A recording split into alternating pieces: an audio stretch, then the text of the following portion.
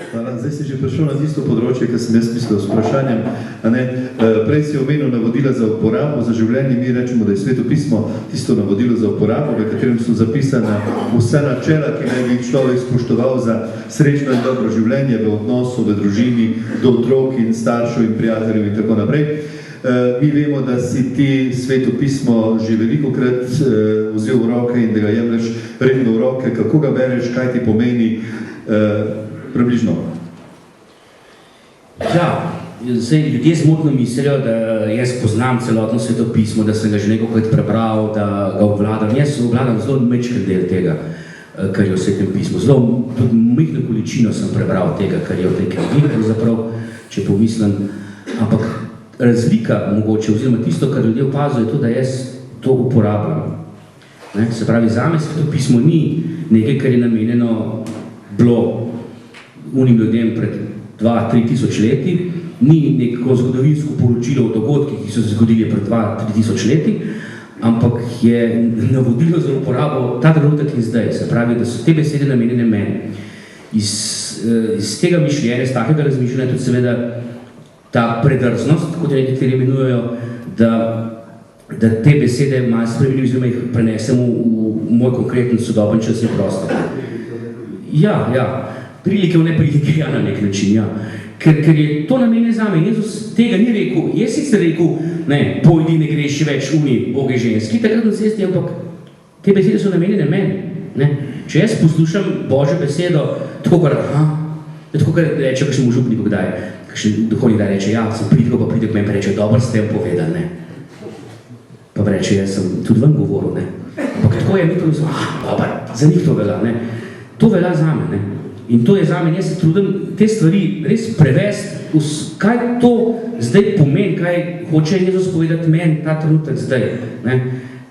Zdaj, Jezus govoril recimo prilike, ne, izgubljene ovce in tako naprej. Ne? Jaz sem doma eno knjigo, ki je zelo zabavna, politično korektne prilike. Ne?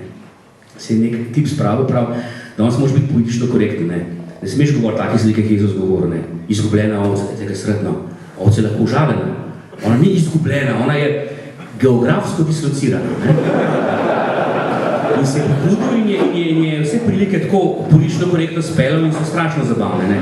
Vidiš, do česa pripelje to, če si ti politično korekten, kako osnovno sporočilo zgubi pomen, zgubi ostrino oziroma se popolnoma spremeni. Ne? Jezus ni bil politično korekten. Če bi bil, ne bi bil nikoli križan, ampak bi postal veliki duhovnik. Ne, recimo. Jezus ni bil politično korekten. Jezus je bil što na umu, to na drumu. Ne? Je povedal, kar si mislil.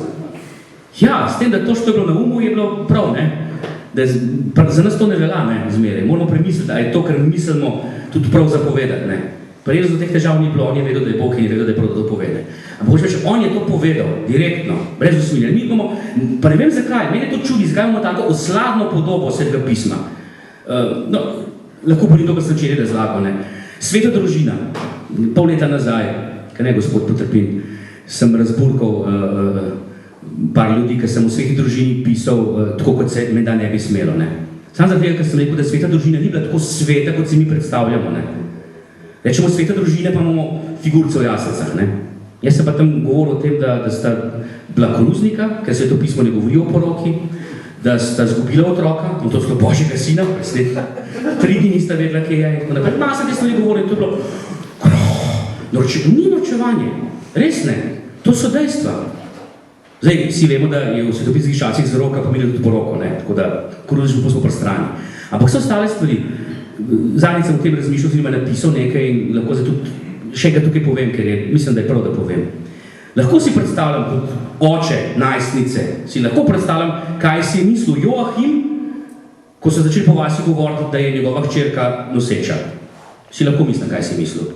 In me ne bo noben prepričal, da kot skrben starš ni parkrat tak povedal. Ne? Ampak so se zmenili.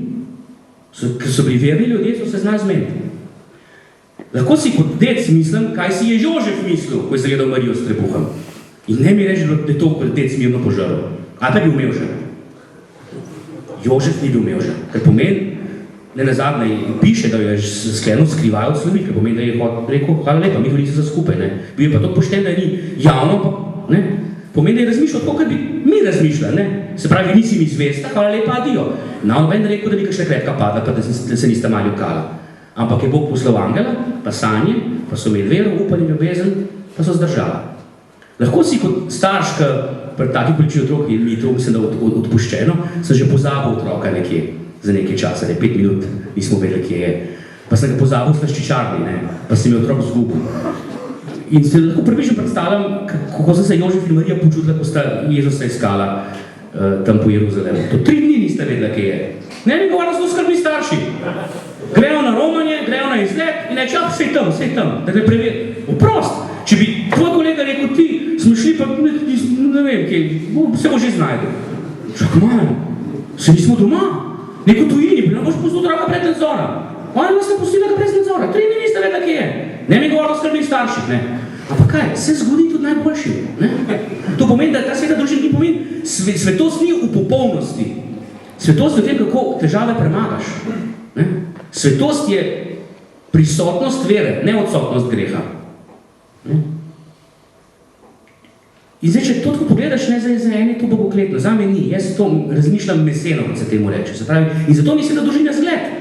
Ker če bi bila tako popolna, potem je to nedosegljiv ideal, kot je rekel tisti duhovnik. Ne? Če pa tako gledam, je pa ta svetost nedosegljiva, ker vidim, da so ravno tako bili v istih težavah, kot jaz. Da so bili ravno tako skušeni, da so ravno tako ga polomili, ne, na nek način. Zato, da sta ga zgubila. Zato ni dobre besede. Je ni. Ampak to je samo eksempel. Zgodi se, kako to rešimo, in pa druga zadeva. In ko ste prišla, ne piše, da ga Jožef zmlato, ker ne. Ste prišla, ste rekla, kaj sem nama naredil? In on, najstnik, 12 let, on ne reče, joj, oprostite, ne bom nikoli več rekel, a ne veste, kje moram biti? Kot najstniki odgovarjajo, da je pustil na mir. Ker pomeni, tudi Jezus bil najstnik, on je odgovoril tako, zelo frek nazaj, si predstavljaš? 3 dni iščeš otroka, ga najdeš, rečeš, kje si vam je, on reče, pa kaj te briga? Pomislite, kaj bi naredili. A bi bilo to sveto dejanje? Ne vem če. Dobro, res je, da v Jožefu zelo malo piše tudi v Svetem pismu. To je tudi res. Doskrat, recimo tamle, vidim Aleša, ki je tokrat gledal že evangelij, ne? V evangeliju govorim o tem, da je Jožefa povozil avtobus, ne? Pred pošto. In v vseh teh 6 letih, ker sem igral predstavljal, še noben ni vprašal, zakaj Jožefa povozil avtobus. Ne? Ne? Jaz sem razmišljal, Jožef kar na lepem zgine iz Svetega pisma. Kar na lepem ga ni več, ga malo omenjam, pa tega pa ni več. Ne? In sem mislil, kaj je najbolj neumna smrt, kaj lahko človeka doleti. To, da te povoz avtobus pred nami.